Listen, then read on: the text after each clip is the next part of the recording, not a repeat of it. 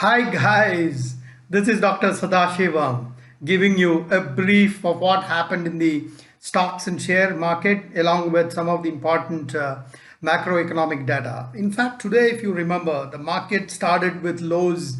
In fact, the Nifty touching 14,460 at one point of time, but the market has recovered quite well. In fact, there has been a peak in COVID cases everywhere. There has been gloomy news in terms of people dying, oxygen cylinders not being available, etc., etc. And the industry is calling for more and more curbs in order to fight this pandemic. But at the same time, if you look at the stock market, which fell to 14,460 or something today morning. In fact, I was also hoping that it will fall down to 14,300. It will break that crucial level, because there have been some news items in the Economic Times that on Saturday and in Sunday the Nifty stocks were bid at very low levels going by the trend. So anybody would have expected the market to break that 14,300 levels, coupled with the facts, the rise in COVID cases, etc., etc. But the market has reversed back, and that too quite well. In fact, if you look at the FMCG stocks and the pharma are doing extremely well. Iron and steel stocks are doing extremely well, except for some stocks in the oil and gas and other sectors, banking sectors, etc. They are not doing well, right? But all said and done, the stock market has crossed 14,550 as we speak, and it's heading towards the 14,600, and it won't be a surprise that it goes back to 14,800 or 900 levels as it had happened during the last week. Okay.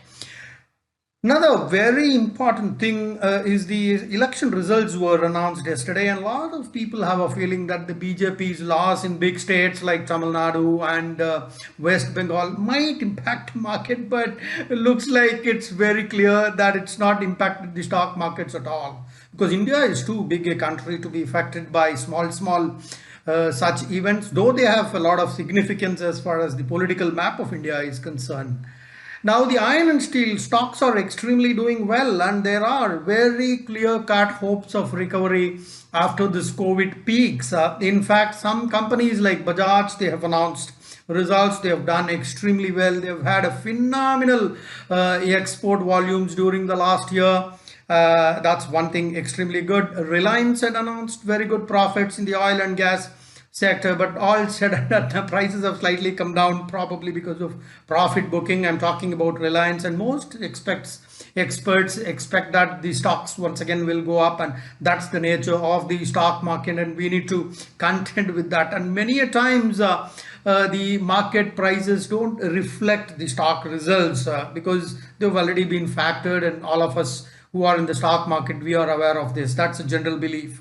Okay, now as far as the positive things are concerned, there are certain things positive, certain things negative, especially as far as the automotive, it's very negative.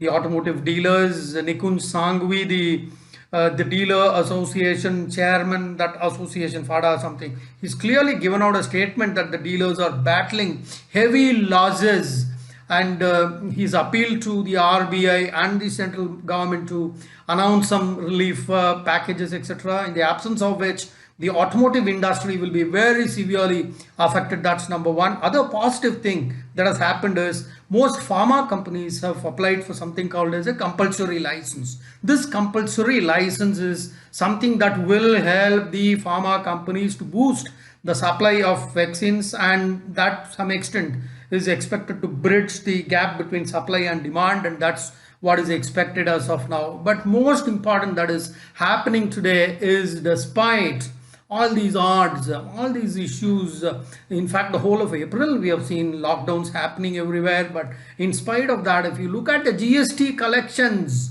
the collections for the month of April is 1.4 lakh crores compared to approximately 1 lakh before, which is the previous month. Stupendous collection. This has happened in spite of these lockdowns which existed in the last 2-3 weeks. Okay. Now, as far as the macro data is concerned, let's look at imports and export data, which has just been announced by the government. Okay, that's a very strong indication. All of us know that April was a month of huge restrictions in very important economically significant pockets, especially Delhi, Bombay, Gurgaon, etc. But in spite of that, Our exports stood at $30 billion of exports. Mind-boggling numbers. Remember, $30 billion of export in 1 month. Now if you look at April 20, same time during the last year, it was just $10 billion. Where is 10 billion? Where is $30 billion? That's a huge increase from the last year April, and probably that's because most of the proactive policies of the government of India. We will be shooting another video in terms of what kind of proactive measures in terms of your PLIs, your moratoriums, your investments in infrastructure, and host of other things. You know, you may need a complete video to explain the kind of economic measures the government had taken, as a result of which we could achieve this kind of a feat, exports during the last month. In fact, it's 197% improvement with respect to the last year same time. Okay, so we are not out of the COVID crisis, but in spite of that, even the imports because increase in imports is also a very good sign. The import was somewhere around 45 billion compared to 42 billion or something during last year. These are some of the important macroeconomic data, and probably it's because of this strong data substantiated by these excellent GST collection, excellent exports. The sentiments in the industry is very, very strong, and these could be some of the reasons that we've been able to do very well in the stock market also, because the market, D Street, is not allowing the Nifty index, I'm talking about the Nifty index, to fall below that crucial level of 14,500, and that's the level at which the market is holding at least for the last 4 or 5 weeks. And I think the COVID is also coming to a peak. In fact, if you look at the peak of COVID, some data has been announced. Many people say that it's already reached a peak. So now there is only one way, which is southwards. Saturday it was 4 lakh, on Sunday it was 3.8, Monday it's come down to 3 lakhs. So probably in the next 2-3 days we can see that going down to 2 lakhs and 1.5 lakhs and 1 lakh, and that's going to give a big fillip to the market. And your GST collections, your exports in the month of March, etc., etc. We will be putting up a video on this, as I said, what kind of steps the government did to boost these GST collections, and coupled with that, April has broken the records, and this COVID is just a blip on the radar, and India is marching well towards the $5 trillion economy for sure. These are small irritants, and we will ride these small obstacles off, and we will march towards the $5 trillion economy, which is not very far.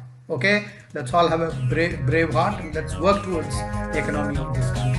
Okay, and this is Dr. Sadasivam signing off till we meet again, and Jai Hind.